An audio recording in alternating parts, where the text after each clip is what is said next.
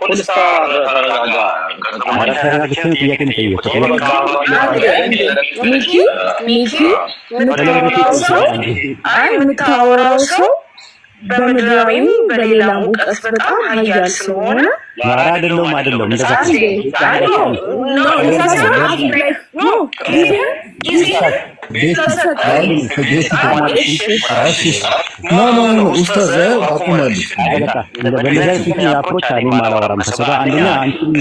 ሌላ ነገር መሀል ላይ ነው የገባሽው። እያወራን ነው ነገር ሶሪ የተፈጠረው ነገር ችግር የለውም። በቃ ወሰላሙ አለይኩም መልካም ጊዜ ይሁንላችሁ። በጣም ሪስፔክትፉል ወጣቶች በቃ ሌላ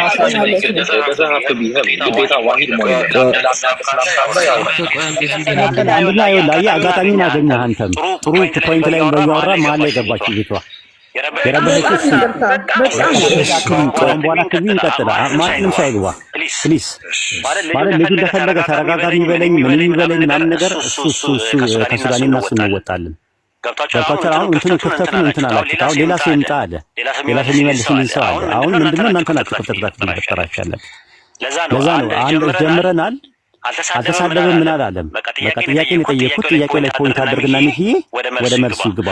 ባይብል ላይ ሰው ሲፈጠር መጀመሪያ ለዘላለም ነው የተፈጠረው፣ መዋቲነት በሰውነት ውስጥ የለበትም የሚለው ማስረጃ ትሰጠኛለህ። ባይብል ላይ ካለ ትሰጠኛለህ፣ ከሌለ የለም ትለኛለህ።